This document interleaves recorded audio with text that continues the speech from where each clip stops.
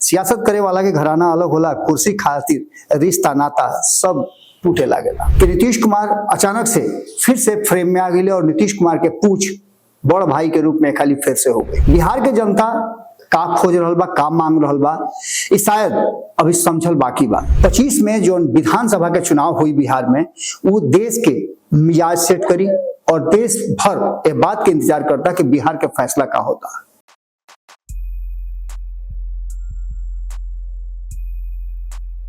गोड़ा नहीं हेरा से अभिनंदन बार वालों के खुटा ठोक पे खाली फिर से वालों के बहुत बहुत अभिनंदन स्वागत करता नहीं और हेरा से एक बार फिर वालों के धन्यवाद देता नहीं कि वालों के साथ एक कठिन परिस्थिति में हमनी के पूरा मिल रहा बा। जो नया चैनल बा हमनी के भारत लाइव बिहार झारखंड, ओकरो पर वो लोग धीरे धीरे करके खोजत कि भारत लाइव आखिर भेटात काहे नहीं के, भारत लाइव काहे नहीं के खबरों पर आवत, खोजत वो लोग बिहार झारखंड पे पहुंच जाता नहीं। इस सबसे बड़ बात बा, ये दुलार प्यार रुआ लोग के इहे हमनी के मुरीद बना देले बा कि हमनी के रुआ लोग खातिर बिहार और देश दुनिया के राजनीति में से खोज के ढूंढ ढांड के खबर ले आकर के और सच्चाई रुआ लोग के सामने रखे के प्रयास जारी रहल। वरना हमनी के पहला चांस ना हो, तीसरा चौथा चांस हो जो ना के बार बार हमनी के प्रताड़ित करे के, हमनी के चैनल बंद करे के, हमनी के आवाज रोके के कोशिश कल गई और एक खाली फिर से ही प्रयास जारी बा। हालांकि हमनी के संघर्ष भी जारी बा। नमन जी लगातार ये मुहिम में लागल बना, अगर सफल भई जा तब भी और असफल भई जा तब भी रुआ लोग के दुलार प्यार देख करके हमनी के निश्चित रूप से रुआ लोग के मुरीद बानी जा। चलिए आज के खबर हम शुरू करे से पहले, आज के विश्लेषण शुरू करे से पहले रुआ लोग से दूगो लाइन जो जन के पहले से हम लगातार रुआ लोग के देते रही एक खाली फिर से लिखले बानी कि फितरत कुछ ऐसा होला इंसान के, फितरत कुछ ऐसा होला इंसान के, बारिश खत्म हो भइला पर छतो भारी लागेला, बोझ लेखा लागेला। आगे के लाइन बुढ़वे कि सियासत करे वालन के घराना अलग होला, सियासत करे वाला के घराना अलग होला, कुर्सी खातिर रिश्ता नाता सब टूटे लागेला। एक बार फिर से वो लोग के बिहार के राजनीति में जो हो रहल बा ओकरा के लेकर के आइल बनी, जो होखे वाला बा ओकरा पर भी कुछ संभावित जो बयान के आधार पर और बातचीत के आधार पर निकल के बात आइल बा, तो वो लोग के सामने लेके हम हाजिर बानी। नीतीश कुमार के अचके से चर्चा 2 दिन पहले ही से चल रहा बा कि नीतीश कुमार अचानक से फिर से फ्रेम में आ गए और नीतीश कुमार के पूछ बड़ भाई के रूप में खाली फिर से हो गई। एक पीछे के कारण जो रैली भई रहा प्रशांत किशोर के, ओकरा फ्लॉप भइला के बाद बा। बिहार के जनता का खोज रहल बा, का मांग रहल बा, ई शायद अभी समझल बाकी बा। हालांकि चुनाव से अभी 7-8 महीना देरी बा, लेकिन ये देरी के बावजूद 2025 में जो विधानसभा के चुनाव हुई बिहार में, वो देश के मिजाज सेट करी और देश भर ये बात के इंतजार करता कि बिहार के फैसला का होता।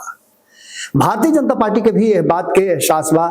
कि नीतीश कुमार के साथे लेके चलल बहुत जरूरी बा, कारण कि नीतीश कुमार के हटला के बाद जो वर्तमान परिस्थिति बनल बा, वक्फ बोर्ड बिल वगैरह वगैरह वगैरह जितना भी चीज बा, ये सब के लेकर के जो कमी बेसी बा ओकरा के पूरा करे खातिर नीतीश कुमार और नीतीश कुमार के साथ और भी लोग के जोड़े के प्रयास जारी बा। लेकिन नीतीश कुमार अहम हो गई बड़े वो देखले कि काल्हे वालों से बात हम कहले रही कि 4 सीट के जब उपचुनाव भइल तो भारतीय जनता पार्टी के सामने ये बहुत बड़ा एगो ओकरा पर दाग लाग रहे कि प्रशांत किशोर भारतीय जनता पार्टी के बी टीम होकर चुनाव लड़ता है, लेकिन ओकर ठीक उल्टा पड़ल और यह बात के लेकर के साफ हो गई। खास करके राष्ट्रीय जनता दल स्थापित करलस कि जो ओकर पारंपरिक सीट रहे वो हार गई और ये बात कह दिलस कि कहीं ना कहीं प्रशांत किशोर के फंडिंग और प्रशांत किशोर के जो क्रियाकलाप बा वो भारतीय जनता पार्टी के सत्ता में ले आवे वाला बा।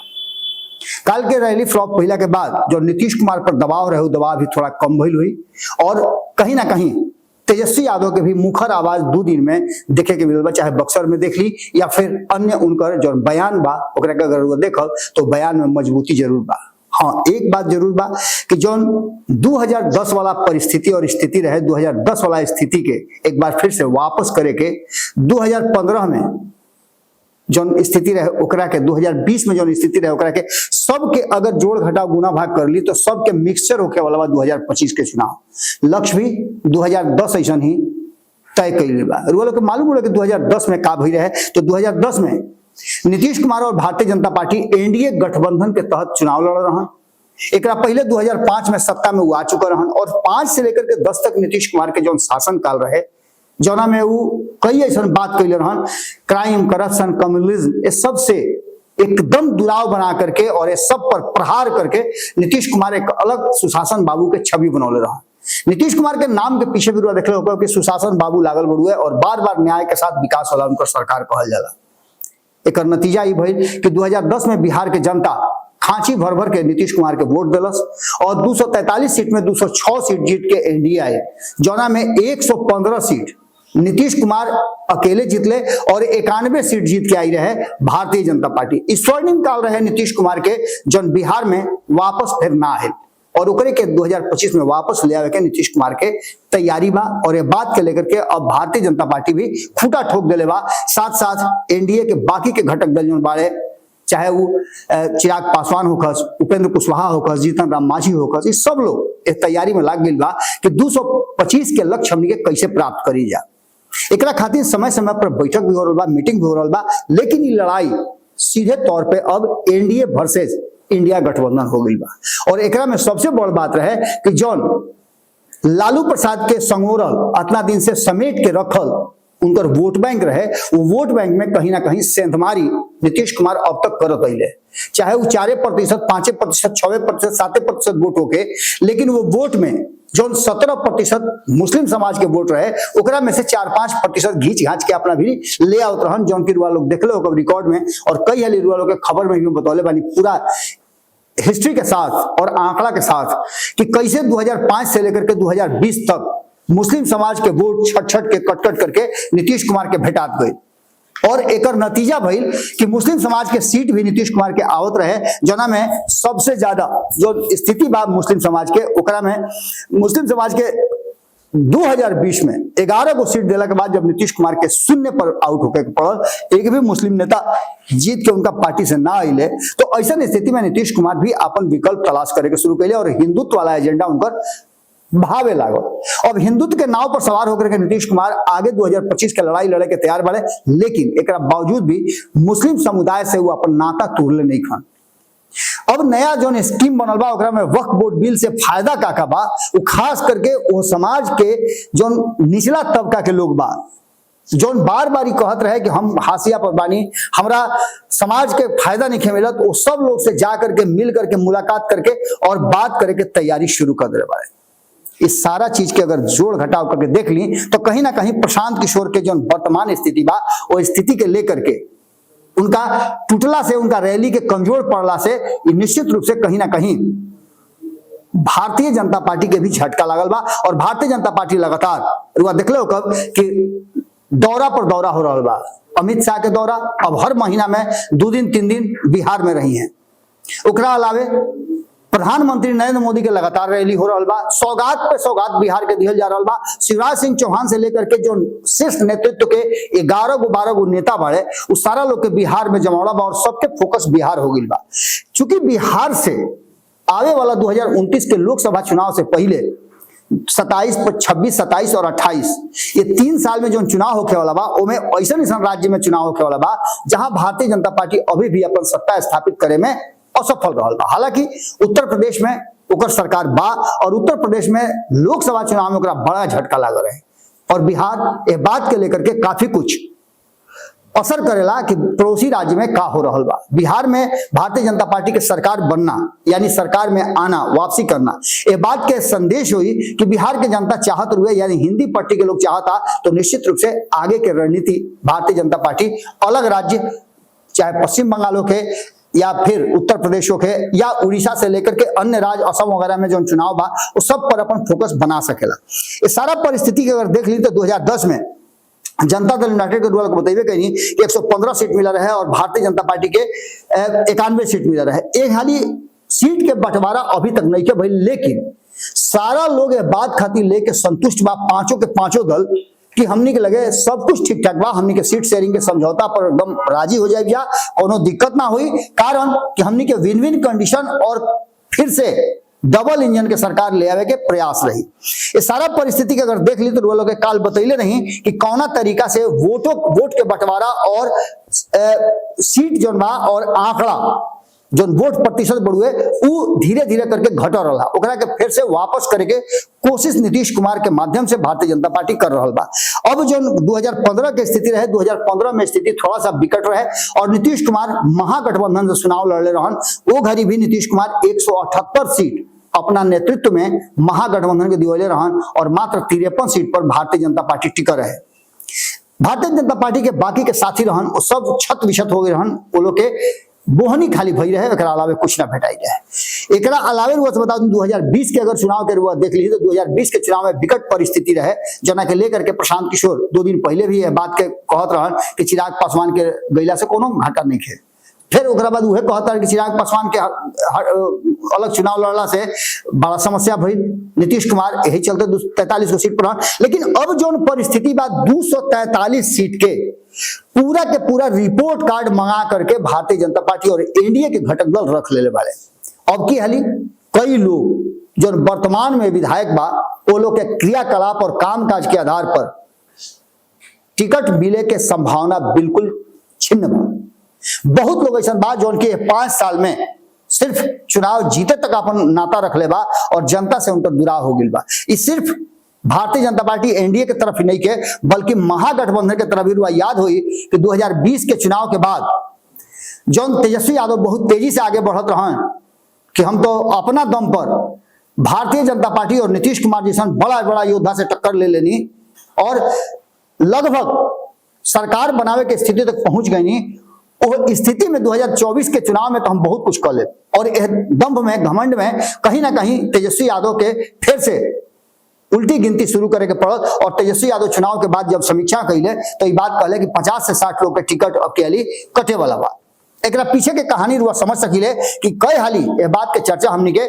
भारत लाइव के माध्यम से, पंचनामा के माध्यम से और विभिन्न जो विश्लेषण माध्यम से हमनी के कर चुकल बन जा। संपादक नमन मिश्रा जी भी बार बार बात कहले कि जौना तरीका से 2024 के चुनाव में नीतीश कुमार के अंतिम समय में ले आकर के एक बड़ा ट्रम्प कार्ड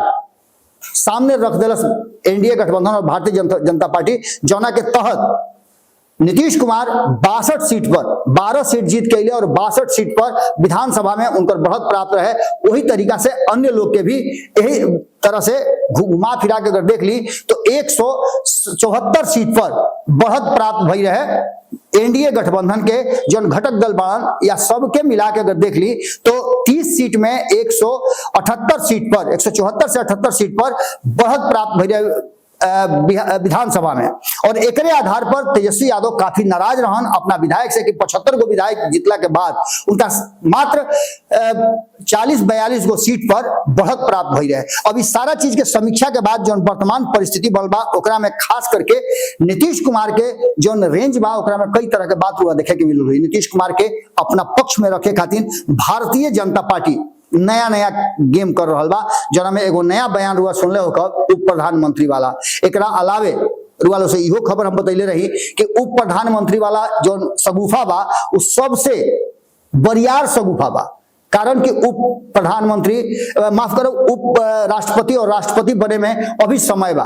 कारण कि ओकरा में अभी भी 2 साल के समय बा और नीतीश कुमार 2 साल इंतजार ना कर सकेले। खैर ये सारा बात के लेकर के भारतीय जनता पार्टी बार बार जब सवाल पूछल जाता कि केकरा के मुख्यमंत्री बनेबा तो भारतीय जनता पार्टी कहता कि हमने के यहाँ कोनो तरीका के बात नहीं है। लेकिन दूसरा खेमा में जना तरीका से कांग्रेस अपन तैयारी कर रहा बा और बार बार राष्ट्रीय जनता दल से टकराव के स्थिति उत्पन्न हो रहा बा, वो बात से साफ नजर आ रहा बा कि 243 सीट वाला ये विधानसभा चुनाव में जौन रिपोर्ट कार्ड पहले से तैयार हो रहा बा वो रिपोर्ट कार्ड बड़ा महत्वपूर्ण बा। और यह रिपोर्ट कार्ड के आधार पर आवे वाला जौन चुनाव बा 2025 में वो बहुत कुछ देखे के मिली। रहल सवाल तो जीतन राम मांझी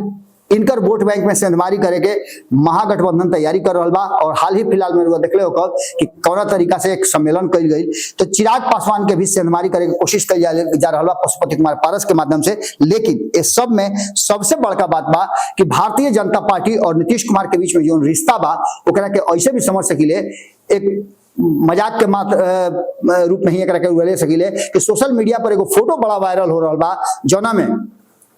जब एनडीए गठबंधन के बैठक भारतीय जनता पार्टी के कार्यालय में होत रहे तो एगो फोटो सामने आयल बड़ो और फोटो के लेकर के लगातार चर्चा चल रहा बा कि वो फोटो में जो सीटिंग अरेंजमेंट बा ओकरा में उमेश कुशवाहा श्यामा प्रसाद मुखर्जी के तस्वीर के नीचे बैठल बा, ललन सिंह दीनदयाल उपाध्याय के नीचे बैठल बा और संजय झा कमल के फूल के नीचे बैठल बा। एकरा के लेकर के खूब चर्चा चल रहा बा, खूब मीम चल रहा बा। एकर मतलब सीधा बा कि जो दिल्ली में नमन जी वालों के खबर करके बतैले रहन दिल्ली चुनाव के समय में कि तीर ही कमल है, कमल ही तीर है, इ नारा खूब प्रचलित भई रहे। हो सकेला कि नारा लौट करके बिहार में भी वापस आ जाए। 2010 में 10 अगर वापसी करे के बाद एनडीए गठबंधन के तो ओकरा खातिर बहुत कुछ सेक्रीफाइस, बहुत कुछ समर्पण करे के पड़ी और वो समर्पण खातिर जब तस्वीर के नीचे बैठे खातिर कोनो दिक्कत नहीं के तो निश्चित रूप से ये बात समझ ले कि समर्पण खातिर कोनो दिक्कत नहीं के। और आने वाला चुनाव में बहुत कुछ देखे के मिल सकेला, जौना में नीतीश कुमार के यदि बड़ा भाई के रूप में और नीतीश कुमार के ऊपर करके अगर भारतीय जनता पार्टी चली तो ई गठबंधन बेहतर प्रदर्शन कर सकेला। ऐसा बार बार रिपोर्ट के आधार पर आ रहा बा। आज के खुटा ठोक में लोग से एजे विदा ले, कल फिर भेंट हुई, नया बात हुई, नया समीकरण हुई और एक साथ साथ लोग से निहोरा करो कि हित नाता गोतिया पटीदार संगी सलेह जे भी बा ओकरा से कहीं सब है कि चैनल नया बा, एकरा के अधिक से अधिक लोग तक शेयर करी